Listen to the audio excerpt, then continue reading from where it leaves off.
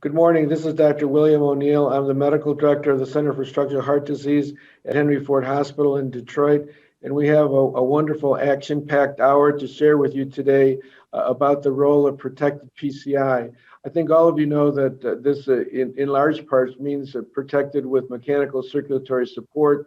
The whole concept of use of mechanical circulatory support in clinical practice is now about 10 years old.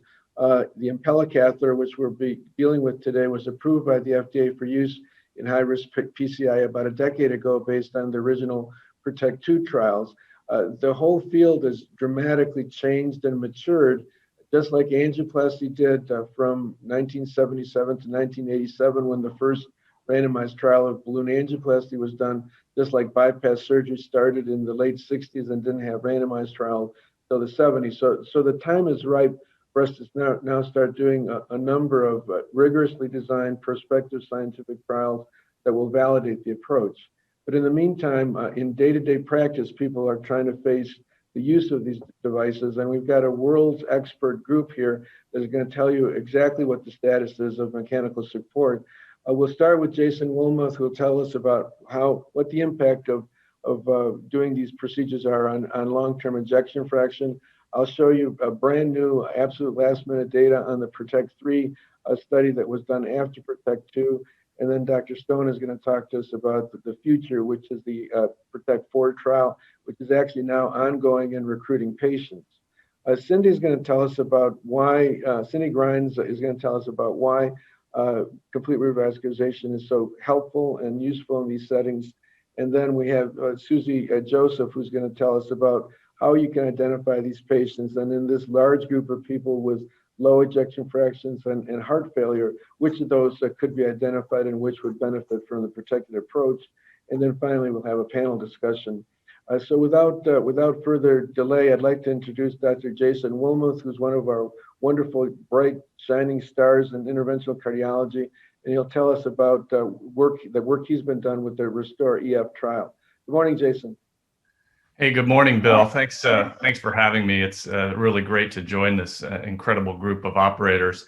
I'm going to review the data from the Restore EF trial. This is an ongoing trial, so this is some interim data that was presented last year at TCT. And in this trial, we looked at the intermediate term LV function following non-emergent protected PCI with Impella support.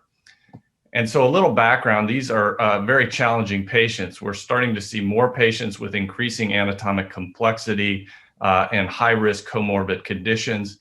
Oftentimes, these patients are evaluated for surgical revascularization, but given comorbidities, oftentimes are being turned down. And previously, medical therapy was oftentimes the only option, but now PCI is becoming more and more used to revascularize these patients to try to improve their clinical outcomes. The Restore EF trial is a multi-center prospective observational trial looking at the intermediate clinical outcomes in patients who undergo high-risk PCI. The primary endpoint was looking at LVEF at 90-day follow-up, with secondary endpoints looking at symptom status, including heart failure and angina. There were 23 investigators at 19 hospitals, and as I said, this is ongoing. This interim analysis looks at about 200 patients, but we're over 300 patients presently. What we did is we followed patients who were undergoing high-risk PCI. We excluded patients who had cardiogenic shock or active STEMI. We also excluded patients who underwent subsequent cardiac procedures, who died or were lost to follow-up prior to the primary endpoint assessment. And as I said, there were 23 centers with ongoing enrollment. We also looked at additional subgroup analysis in addition to the LVEF at 90-day follow-up based on the LVEF at baseline, the number of vessels treated, and syntax score. As of September 2020, we had 257 patients who had undergone high-risk PCI that were submitted to the Restore EF database. 64 of these were screen failures for a variety of reasons, as you can see listed here, which left us with 193 patients who were enrolled. The baseline characteristics are shown here. As you can see, the baseline LVEF was 37%. The vast majority of these patients had class 3 to 4 heart failure or class 3 to 4 angina, and in some cases both. A significant portion, 81% of these patients, were surgical turndown patients. The pre-syntax score was high, with the average syntax score being 30 and a residual syntax score of 7.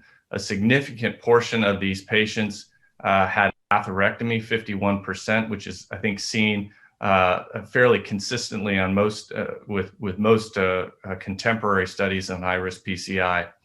Unlike the PROTECT 2 trial, these patients did undergo support and had their duration of support a little bit longer, averaging almost 5 hours. Looking at the LVEF improvement at 90 days, you can see that there was a significant improvement when looking at all comers, with an average ejection fraction increasing from 31% up to 45% at the 90-day follow-up. This was then analyzed in quartiles. The group was stratified based on their baseline LVEF. And you can see in the 3 groups who had a low ejection fraction to begin with, there was a significant improvement in LVEF. The only group that did not have a significant improvement in LVEF was the group that had essentially a normal LVEF at baseline. Obviously, when we're doing these procedures, we're looking to improve their LVEF, but probably more importantly, we want to improve their clinical outcomes. We looked at both heart failure status and anginal status as well. You can see that there was a marked reduction in patients who had New York Heart Association class 3 or 4 heart failure, as well as a marked reduction in patients who had class 3 to 4 angina. We looked at LVEF improvement based on presentation. The majority of the patients were elective, but there was a handful of patients who had urgent PCI.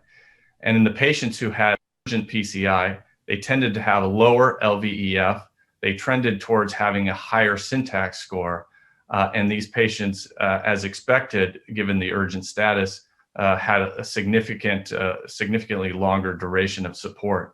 And though we saw improvement in LVEF in both groups, the patients who had urgent PCI seemed to have even more benefit in LVEF improvement. We also looked at the LVEF improvement based on completeness of revascularization as defined by the residual syntax score. In patients who had a residual syntax score of over 5, they had improvement in LVEF, but not to the same degree as the patients who had a residual syntax score of less than 5. In the patients with the lower residual syntax score, they tended to have a lower syntax score at baseline, but had a greater number of lesions treated. And when we looked at the absolute improvement in LVEF from baseline, those who had a residual syntax score of less than 5 had a significantly greater improvement in LVEF than those who had a residual syntax score of over 5. There were certainly some limitations to this study. Follow-up assessments were not always documented or available. Study subjects who were lost to follow-up or expired in the follow-up window were excluded from the study. Subjects who required a second procedure were oftentimes excluded as well because of the concern that the second procedure could bias the improvement in LVEF. And then there was an absence of echocardiographic and angiographic core lab evaluation. But the RESTORE-EF did show that patients undergoing Impella-supported PCI with a depressed baseline LVEF had significant improvements in LVEF. Heart failure and anginal symptoms were markedly improved after revascularization, and the extent of complete revascularization was associated with an improvement in LVEF. So that's what I have for the RESTORE-EF trial. I think we're going to go on to Dr. O'Neill to review the PROTECT 3 data.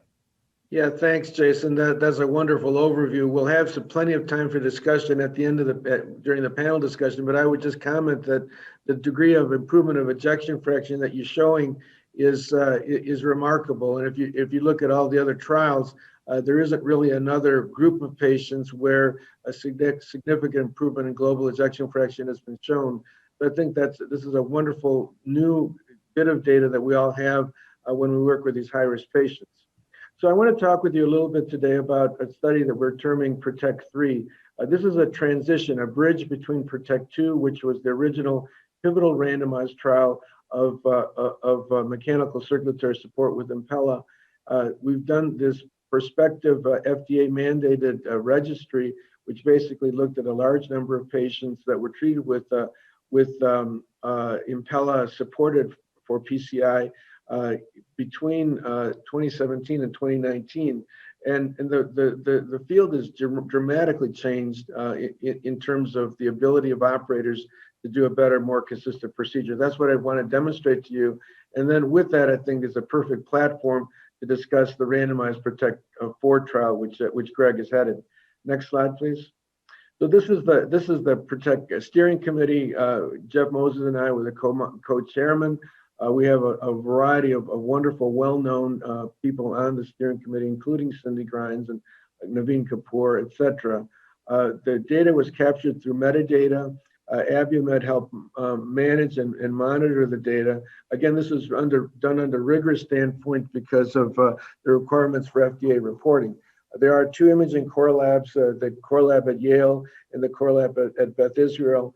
There was a central and local IRBs, and there was a clinical independent events committee. So this is a standard, rigorous, well-done prospective single-arm study. Next slide.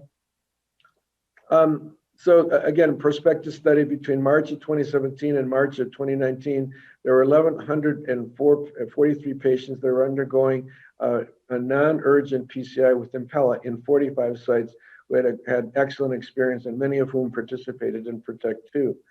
The data was, the endpoint was adjudicated by an independent clinical events committee.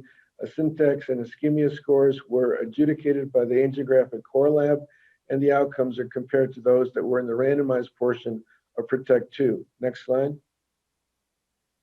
This is the flow. Again, 1,143 patients. We saw that that there were a number of patients that were treated that had ejection fractions higher than those that were treated in the PROTECT 2 study. And so we only looked at the patients that would qualify for PROTECT 2 based on the criteria that you see on the left. Low ejection fractions, non-STEMI, non-cardiogenic shock, no renal failure, and a platelet count of less than 75,000. So of the group of 1,143, there are actually 494 patients that looked very similar to the PROTECT 2 randomized trial. Next slide. These are busy slides, and I don't want to go through in detail, but the demographic criteria, if you look in the middle panel in where it says PROTECT 2, the center panel is 494, and those patients are the ones that we're going to be discussing with compared to PROTECT 2, which is 296. So the middle and last column are the ones that we're going to be dealing with. On the left are the other patients, just for completeness sake, to show you what they were like that didn't qualify for the PROTECT 3 analysis. But basically, if we go through the PROTECT 3, the PROTECT 2 versus the PROTECT 3, the patients were older in PROTECT 3. They had a higher incidence of prior stroke. They had more renal insufficiency. They 40% had prior MI. And then most importantly, the ejection fraction was equally low. It was 22.6 for PROTECT 3 and 23 for PROTECT 2. So they're older, sicker, but equally impaired ventricular function. Next slide. And these are these patients actually were more complicated, very similar to what Jason just told you. The time of duration of support for these patients was 5 hours, and we'll discuss that in a little more detail. The number of patients with 3 vessel disease were greater. The percentage of LAD procedures were greater. The percentage of left main was greater, and also very importantly, 37% of the patients had atherectomy. So these are very complex, long calcified lesions in complex patients with very poor ventricular function. You can see that we actually were more aggressive and did a more thorough and complete job with revascularization in PROTECT 3. 2 lesions versus 1.8, which was significant. And you can see that in spite of the complexity of the procedures, we actually were to decrease the amount of total contrast that was used. And therefore, what this really tells you is that operators just simply were getting better at treating these patients. Over a decade, we've improved. We are able to do more complex lesions with a lower level of contrast load, which subsequently should lead to less renal insufficiency. Next slide. The lesions were more complex and more complete. So on the left, you can see that the lesion length was longer. The extent of severe calcification was 50% of the patients in PROTECT 3 had severe calcium. And that's why 43% of those patients were treated with rotablator.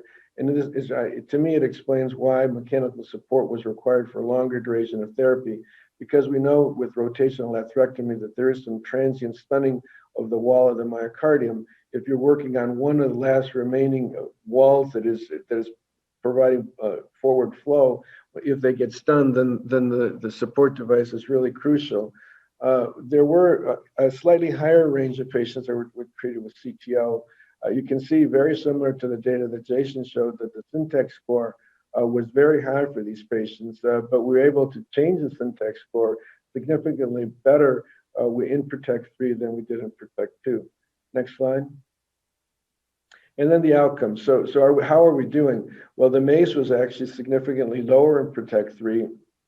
There was a very low rate of large myocardial infarctions based on enzymatic criteria in PROTECT 3. A repeat revascularization was not present in PROTECT 3. And equally importantly, the rate of vascular surgery was very low. And the rate of BARC greater than 3 bleeding was dramatically reduced. And so this slide really summarizes where the field has been over the last 10 years. More complete revascularization with improving procedural safety. The 90-day death was very similar. The rate of stroke was similar. The rate of acute renal insufficiency tended to be lower now. And hypotension that required support or ventricular arrhythmias was significantly reduced in PROTECT 3. And I think this data really demonstrates that unlike other registries that have been previously published, like the Premier registry, when you look at these patients consistently, prospectively, rigorously in centers that are very experienced at doing these procedures, we're getting wonderful results with a very safe intervention and with a more complete revascularization. And I think this is really going to set the stage for the PROTECT 4 study, because we now have a highly experienced set of operators that are going to be doing this in a randomized fashion. But I'd like to conclude, the next slide, please, by where we've been. So 90-day endpoint was significantly reduced in PROTECT 3. I want you to recall that in the per protocol analysis of PROTECT 2, there was a significant reduction of MACE events at 90 days, and this was published by George Dangus. But we are doing even better than that, so that you can see that really 15% MACE at 90 days. Next slide. Next slide, please. And we wanted to look at the Kaplan-Meier curves. We censored the group after 3 days, did a landmark analysis, because there's a concern that there was a lack of sampling of enzymes and that this artificially could have lowered the percentage of patients that had enzymatic infarctions. Those should be taken out of the equation. And so by 3 days, you can see that in spite of the fact that we looked at 3 days forward, there still was a significant reduction in event rates in the propensity matched analysis that was performed. Next slide. So I'd conclude that this is one of the largest prospective registries. It demonstrates that the procedure can be done very safely. These high-risk patients with very low levels of ejection fraction can be very safely treated with mechanical support with Impella with a more thorough complete revascularization. And we believe that this more complete revascularization is going to result in better outcomes. Cindy Grines will talk about this later. But now I think we have a very good platform set for the conduct of the prospective randomized trial that Dr. Stone is going to be talking to us about. So without ado, I'd like to introduce Dr. Gregg Stone, who all of you know has been an incredible leader of clinical trials. And now he's going to have one more feather in his cap by leading and successfully conducting PROTECT 4. Greg? Well, great, Bill. That was just a terrific run in. So let me share my slides here. Okay. All right. So I'm going to talk about the design and where we are with the PROTECT 4 trial. And these are my disclosures. So when we talk about high-risk PCI, I think you saw in the last two talks, we're talking about a situation which is increasing in the percentage of patients we're treating in the cath lab every single day. And we talk about really this overlap of three different risk groups. One, we've got patients with multiple comorbidities, elderly, diabetes, prior surgery, heart failure, recent acute coronary syndromes, renal insufficiency, either high surgical risk or surgical turndowns, et cetera. Then two, they've got complex coronary artery disease. And three, and probably this is the core, patients have depressed left ventricular ejection fraction, sometimes depressed RVEF as well, often with hypotension and or pulmonary congestion. And when you've got all three of these overlapping, we can call that complex and high-risk PCI, and interventionalists are more and more being asked to intervene on these patients every day. So there's potential benefits of considering mechanical circulatory support to get the patient through the high-risk PCI. First, and perhaps most obvious, is reduced procedural complications that can lead to improved early outcomes by affording time to really assess the vasculature, implant your stents well, prepare the vessels, et cetera. Hopefully, we can avoid major procedural complications, including hypotension, heart failure, need for intubation, arrest, and death. Second, and these get more subtle now, by, again, providing stability during the procedure, mechanical circulatory support can enable optimal stent implantation and complete revascularization. So, and that's a twofold target. Number one, the stents that you're going to put in, we think can be put in better with the stability afforded by mechanical circulatory support. You'll use more physiologic lesion assessment to determine which lesions need treatment.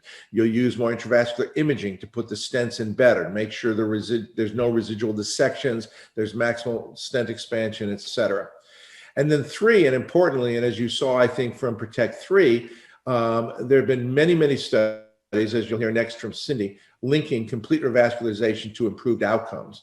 And again, by having more time to really consider everything you should be doing, so it's not a fire drill, just get in, get out, try not to harm the patient. You should have an improved rate of complete revascularization, which should improve late outcomes. And this will primarily be through reduced restenosis, stent thrombosis, and improved left ventricular function recovery, as you saw from Jason's talk. And this should lead to overall MACE rates, less heart failure, arrhythmias, hospitalizations in general, and improved quality of life. There's renal protective effects of mechanical circulatory support with Impella that have been suggested. This really needs to be proven in a randomized trial, both reduced acute kidney injury and long-term renal preservation. And that may be one of the important factors contributing to the improved prognosis of these patients. So with this in mind, it's really remarkable that there's only 2 prior randomized trials of looking at any sort of mechanical circulatory support devices in high-risk PCI. The first was the BSIS-1 trial performed more than a decade ago, 301 patients with ejection fractions less than 30% and extensive CAD who were randomized to balloon pumps versus control at 17 UK centers. So this was balloon pumps, okay? And you can see this is 2005 to 2009. And the primary endpoint here was in-hospital MACE, and there was really no difference in in-hospital MACE with a balloon pump compared to control. There were fewer procedural complications. The balloon pump patients were mostly less likely to have hypotension, but this was kind of offset towards an increased rate or trends towards increased bleeding, particularly minor bleeding and access site complications. Now, what was interesting, though, is that when you followed these patients for 5 years, it seemed as if the curves did diverge in terms of mortality. And at a median follow-up of 51 months, there actually was low mortality in the balloon pump arm with about a 34% hazard reduction. This was a little unexpected and a little hard to explain because the amount of revascularization and the overall procedural success rates were similar between the 2 groups.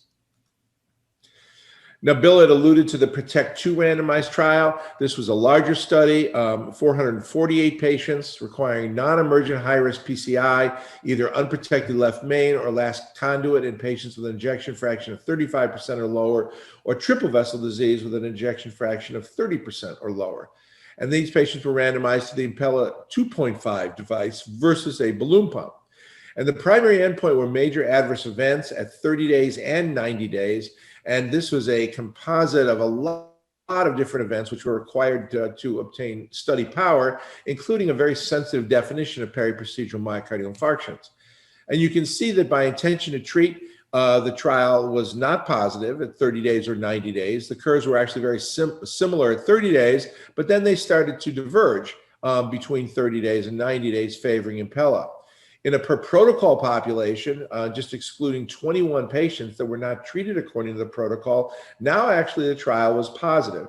And you can see that, again, the curve started to separate earlier at about 5 to 10 days and continued to spread through the 90-day follow-up.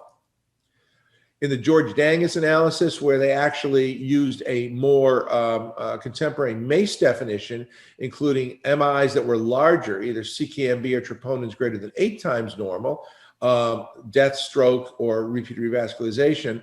Now you can see again the curves were spreading earlier and consistently through 90 days, and there was an overall 29% relative reduction in MACE favoring the Impella group, which was statistically significant both in per protocol and by ITT.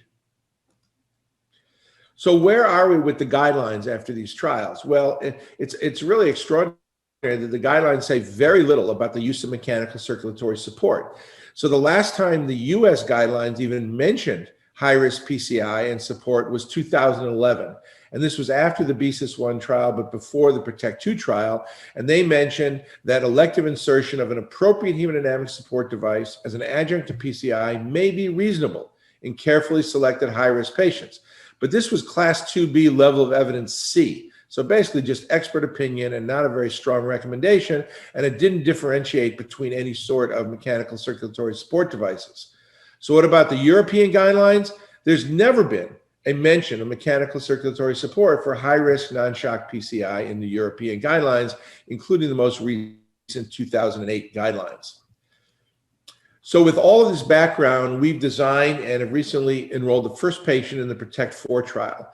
And this is really going to be a large-scale landmark effort where we'll be enrolling somewhere between a minimum of 1,252 and a maximum of 2,500 patients with chronic coronary syndromes, non-STEMI or recent STEMI, with a left ventricular ejection fraction less than or equal to 40%, as proven by a core laboratory, undergoing complex PCI.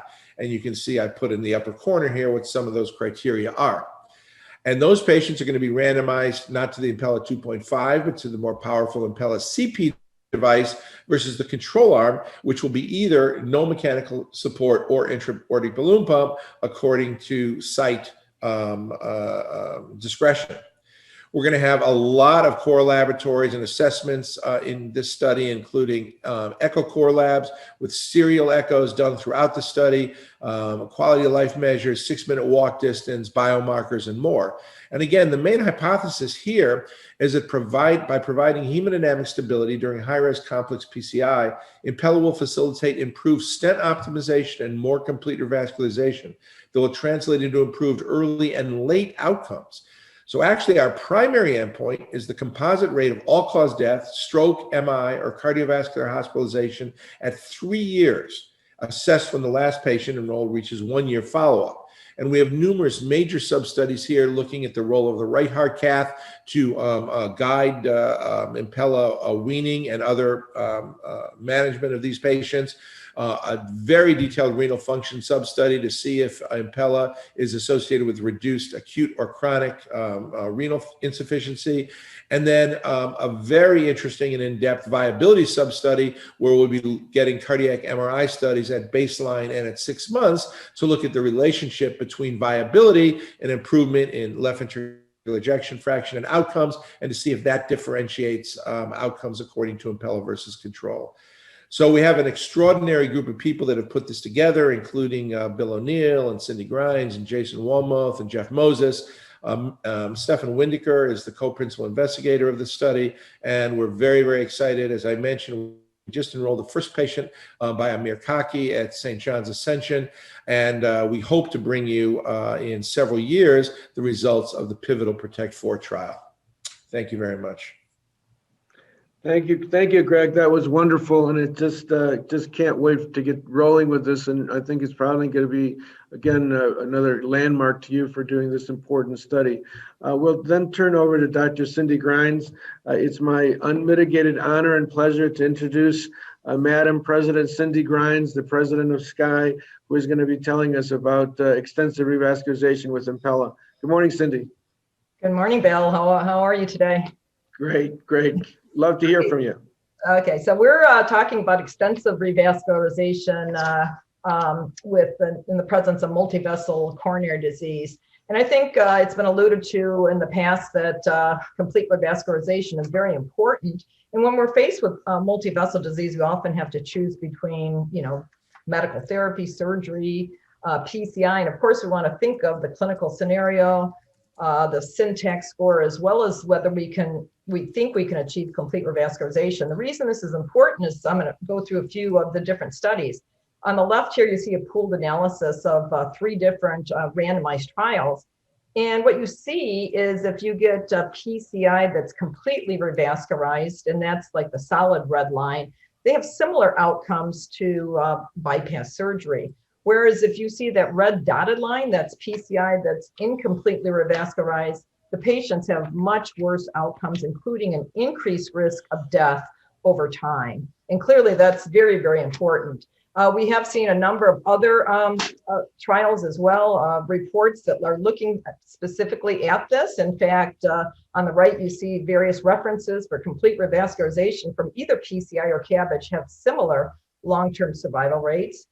High risk and complex patients have exceedingly more difficulty in achieving a complete and optimized revascularization. And Gregg touched on that. PCI results in incomplete revascularization much more often than bypass surgery. And this is probably what's causing the increased MACE rates over time. And we do know that there are more extensive revascularization at the index procedure with Impella support is associated with improved outcomes as well as a reduction in acute kidney injury.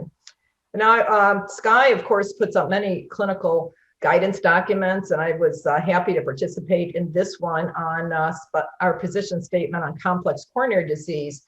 And what we went through in this review basically is that there are a lot of issues to consider. Of course, complete revascularization is associated with improved outcomes, and the benefits are particularly seen in high-risk patients, including patients with acute coronary syndrome, who had a 71% reduction in death, 27% reduction in MACE, and a 40% reduction in MI. It's also, benefits, of course, are also seen in high-risk STEMI patients.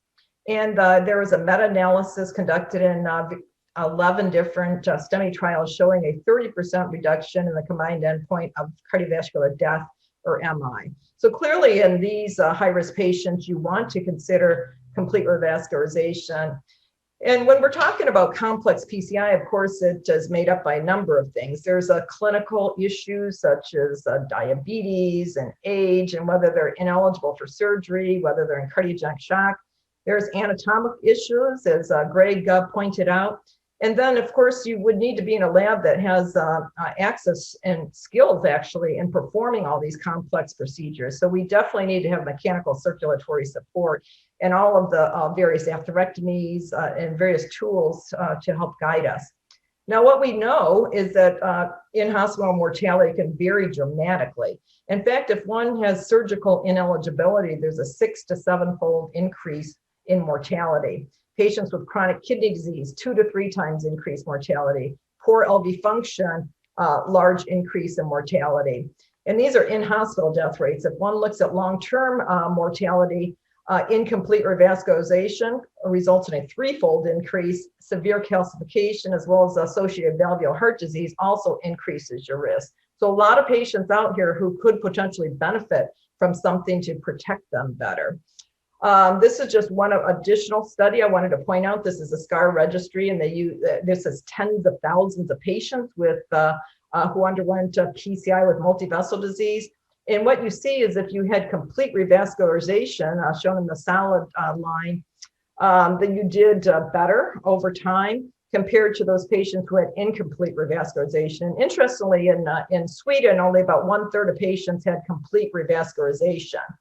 And the actual data shown on the right, there was a difference in death, a significant difference in the combined endpoint of death and MI, as well as adjusted improvements in the combination, including repeat revascularization. So a lot of benefits if one can get complete revascularization during the index procedure. Now, another study, this is one of the few randomized studies that looked at it. On the left, you see the SMILE trial, and this was a study in which they looked at patients who had non-STEMI and multivessel disease and randomized them to perform complete revascularization at one stage, at the initial diagnostic catheterization, versus doing a multi-stage procedure. And interestingly enough, there was a benefit to a one-stage procedure. You can see in this Kaplan-Meier curve reduction in MACE if they had a one-stage procedure. And on the right, we see a much larger study. This is now an observational trial. And what they did is they pooled data on non-STEMI patients with multivessel disease from 8 hospitals in London.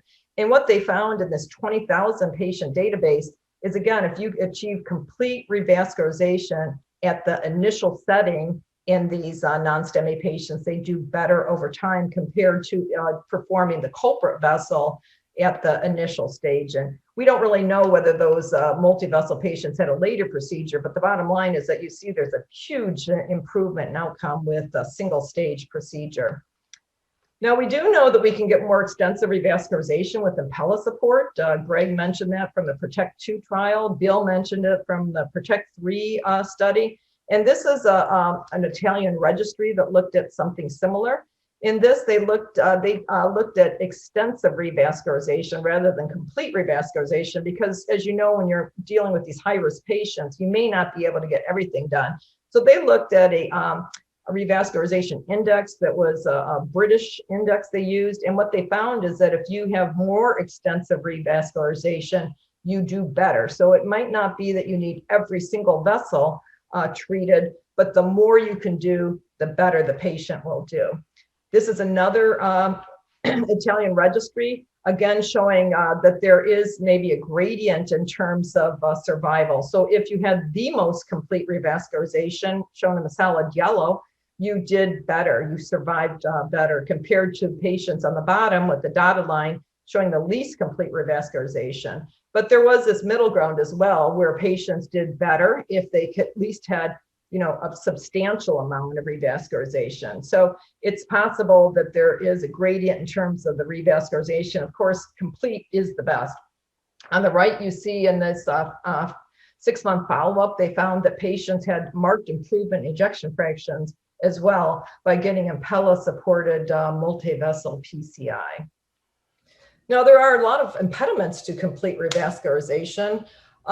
Just some of them are shown here. I think there's clearly a risk aversion. We may, as operators, want to avoid lesions that are particularly complex to reduce our complication rate. And this occurs in the era of local M&M reviews as well as the public reporting. Nobody wants to get a bad report card.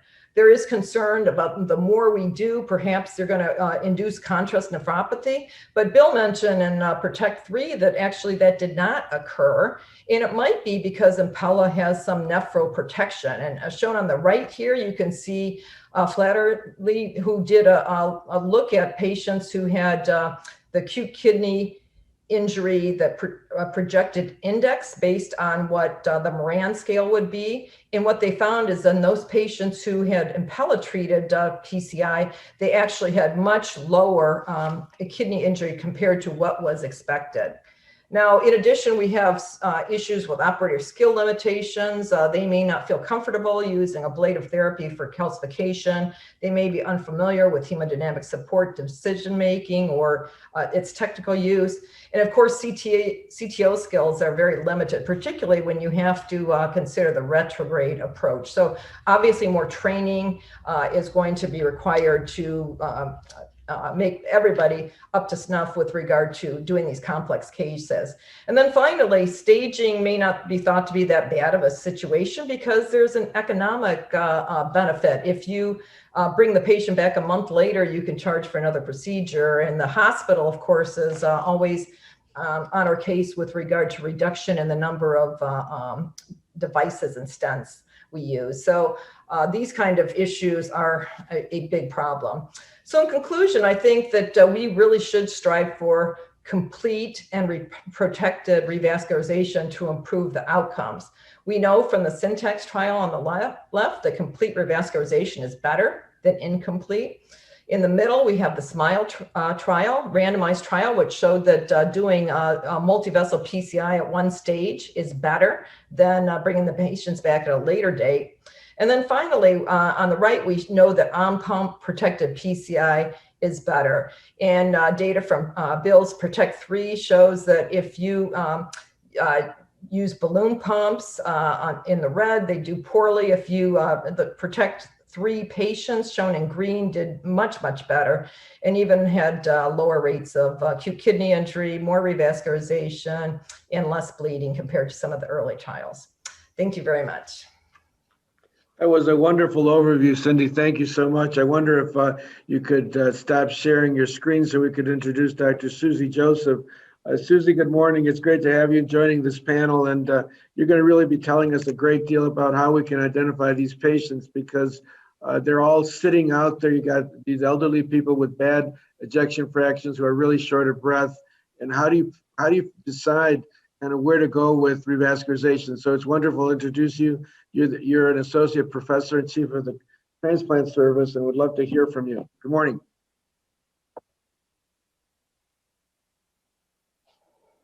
I think you are muted, Susie.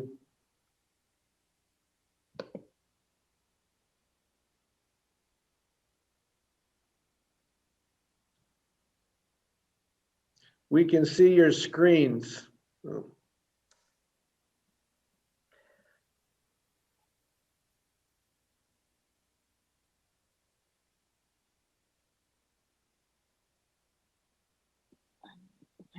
I had to unmute before sharing. Forgive me. Thank you. Okay, Yep. Now I'm sharing. Forgive me. Thank you so much for the kind introduction, and thank you for the invitation. This has been an incredible course, and I myself am learning a lot. Let me go back to slide share mode. Okay, great. So yes.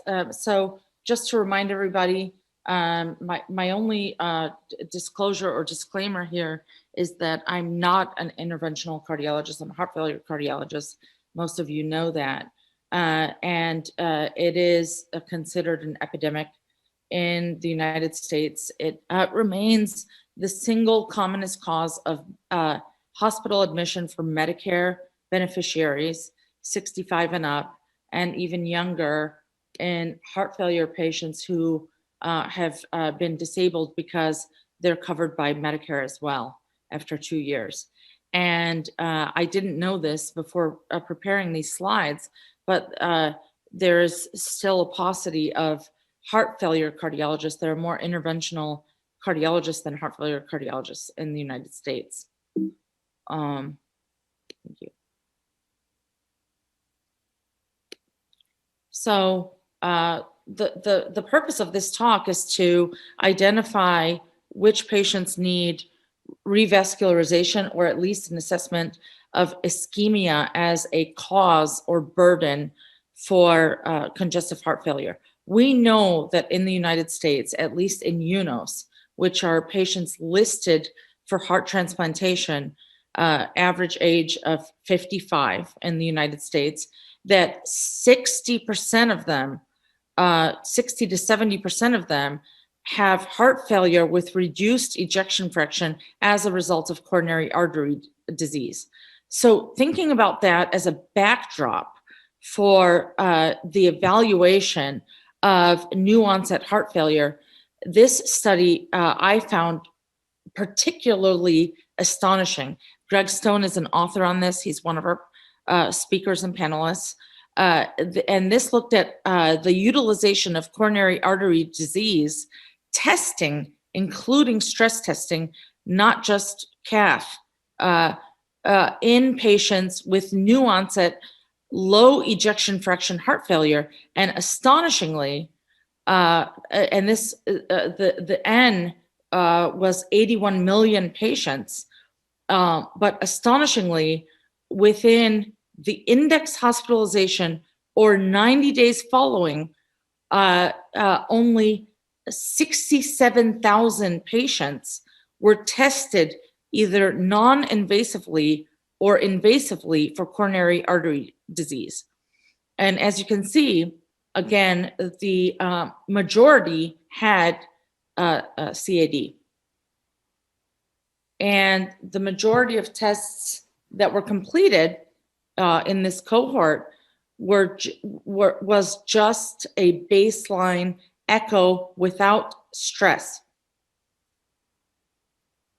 So you can see here that almost not even almost everybody, this is crazy to me as a heart failure cardiologist, but not even 70% received even an echo, but a stress echo or a nuclear scan or a coronary angiogram was a drastic minority of the patients.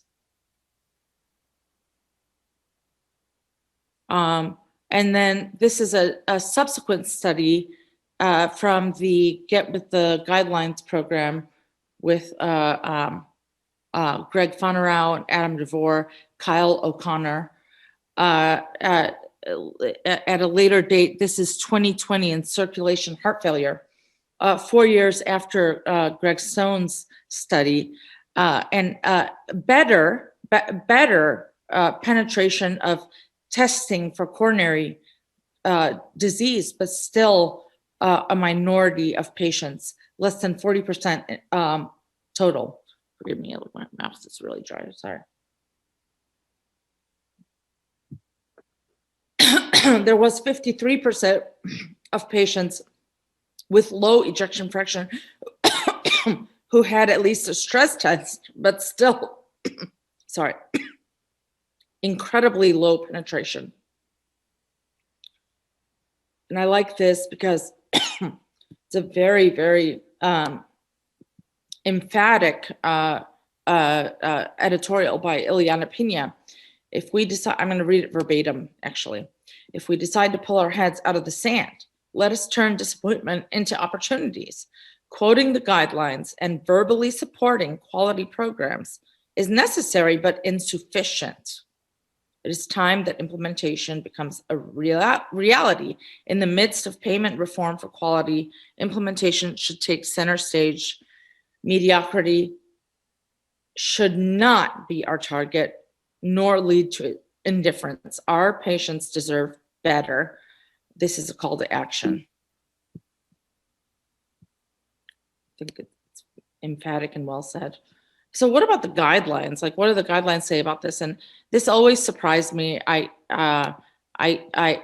didn't put a slide from the HFSA guidelines or the ACC guidelines, but this summarizes it well. The guidelines say about ischemia testing for new onset heart failure, they say, studies to consider initially: coronary angiogram, cardiac MRI, biopsy, other imaging as appropriate. And if you go to so that's in the charts, but if you go to the body of the guidelines, it basically says, if there is suspicion for ischemia. So I ask the audience to think about, and I ask, and I want to discuss it as a panel, who doesn't have a suspicion for ischemia? Who? There are rare patients that don't, right? I've had pregnant patients in their 20s and 30s who have a known titin mutation, and the mother or father had a heart transplant and a known titin mutation. Yet that person does not have suspicion for coronary artery disease. But who amongst the rest don't, really, is my point here. And again, you saw this in previous slides, but there is actual improvement in LV ejection fraction at discharge 30 days, 3 months, and 6 months in separate studies showing that there is an improvement with complete revascularization with facilitated and percutaneous VAD support for revascularization. And this is very surprising also from a previous slide showing that even a PVAD, even compared to a balloon pump, has less, as a heart failure cardiologist, this really resonated with me, because we always have taught the fellows, the bigger the pump, the more the adverse events. And in fact, this study shows that the opposite is true, including cardiac complications, length of stay. We've already seen that there's an improvement in LV ejection fraction, and the lower the ejection fraction to start, as Dr. Wollmuth pointed out, the lower the ejection fraction to start, the greater the improvement in LVEF. And anginal symptoms and quality of life. So this is just a plug to remind everybody in the audience about women. Women are different from men, but not with regards to risk of dying from coronary artery disease or heart failure.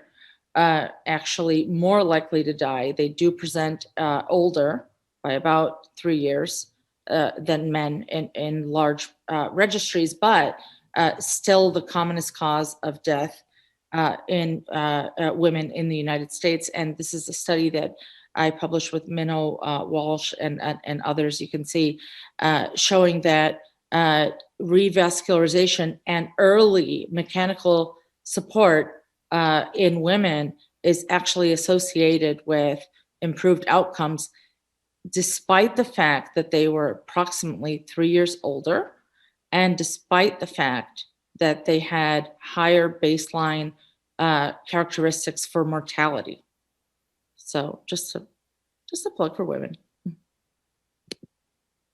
So in summary, coronary disease continues to be the commonest cause of heart failure in the United States.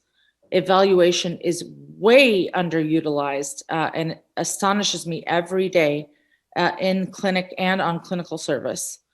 Revascularization does improve LVEF and quality of life. We already talked about women, and then higher risk patients may benefit the most. Thank you so much.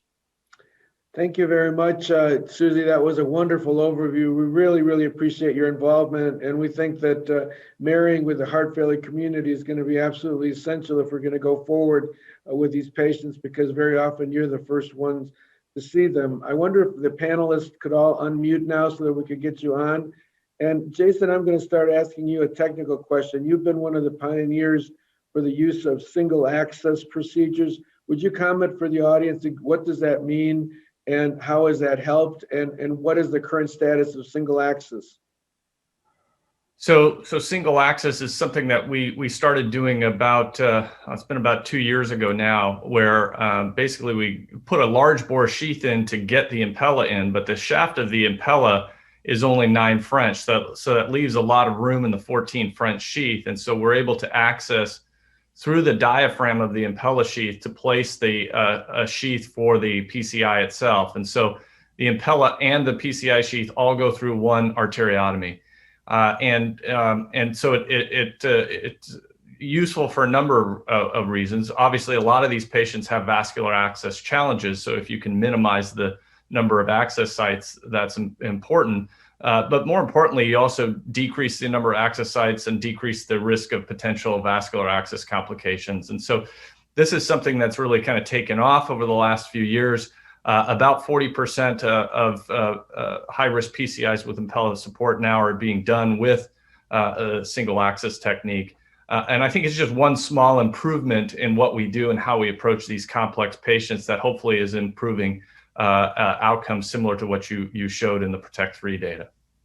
Yeah, thank you. And I think that what you're saying is absolutely true, that bit by bit, we're getting better and better. I mean, I think Cindy and I have been around and Greg long enough to remember when we first started doing Impella, you take a cooked needle, blind stick of the femoral artery, hopefully, put the Impella in and then pull it out, or have the fellow hold pressure for an hour before, so there was no doubt that we had a lot of vascular complications at the start, just like we had problems when we started doing stenting, and just like we had problems when we started doing PCI. But bit by bit, we're getting dramatically better at this. Cindy, I wonder if you could comment a little bit about SCAI and training, because it seems to me that that managing femoral arteries and large bore access is not just for the TAVR specialist. And what would you guys ever consider something like femoral workshops, kind of retraining people how to do that basic function if they're going to be wanting to get involved with high risk PCI? Yeah, you bring up a good point, Bill, because we had all kinds of courses called TRIP, the transradial courses, to try to convert everybody over to radial, but subsequently people don't know how to do femorals, and that's one of the big concerns. And so yes, we are going to be having workshops and special symposia, and actually maybe even a special certification for large bore access and alternative access sites. Greg, I wonder if you could comment a little bit about the STITCH trial, because that's one trial of surgical revascularization for low EF patients. Is there anything that is there to tell us about PROTECT 4 or not? I mean, I think STITCH established the fact that there is certainly a role for revascularization in patients with reduced ejection fraction, and surgical revascularization did reduce mortality in that trial as early as 5 years, but certainly out to 10 years. There was no good information given from STITCH on completeness of revascularization, or actually even what was revascularized. And as you know, one of the more interesting things of STITCH was that they had a viability sub-study, the results of which were really counterintuitive. And there were a lot of reasons for that. They used mostly echo and thallium SPECT. It was an odd subgroup of patients. And a variety of other reasons. They looked at viability of the whole heart instead of individual revascularized segments. But I think what it did more than anything, Bill, was it established that revascularization, just as in the metric of patients with reduced LV function, does improve outcomes. We have to understand why better. Is it because of reducing ischemia? Is it because of improved LV function? Is it just better blood flow, giving better collateral supply, et cetera? We don't know, but I think that is the basis. Everyone now with chronic coronary disease pulls those patients out of the usual reasons to revascularize or not, because they do benefit in terms of survival. Yeah. Cindy or Susie, I wonder if you could comment for us about the population of heart failure patients. I mean, I truly was astonished by the numbers that you showed us, by how many millions of people are kind of alive with heart failure, and how few are being actually looked at for ischemic disease as an etiology and a potential substrate. We've seen during this discussion that consistently with complete revascularization, you get significant improvements in ventricular function. So, I mean, I guess where is the disconnect? Why is it that people are either so reluctant or unwilling to do something as relatively simple as a coronary angiogram when you have one of these heart failure patients initially present? Yeah, thank you. That's a great question. I was astonished myself. I can tell you that every day in my practice, I encounter patients who either have an abnormal EKG, anginal symptoms, and have been seen by primary physicians and cardiologists who I think it's just wishful thinking. I literally, this week, I saw a lady with dynamic EKG changes during chest pain syndrome, and nobody wanted to send her to the cath lab. And Yeah. another lady who went like this and said, it's just right here, but only when I get upset or walking up the stairs. At 55, end-stage renal, nobody sent her. I think it is denial. We don't have an answer. We need to investigate the why. So thank you for asking about the why. The answer to the why is not yet known. All I can say to you is it is there, and well, You've helped us a lot this morning just by alerting it, just understanding, realizing there's a problem ultimately will lead to solutions. So thank all of you. It's been an incredible morning session. We really appreciate it. And I hope all of you have a great rest of the ACC. Thank you so much. Great to see you. Great. Thank you. Thanks. Thank you.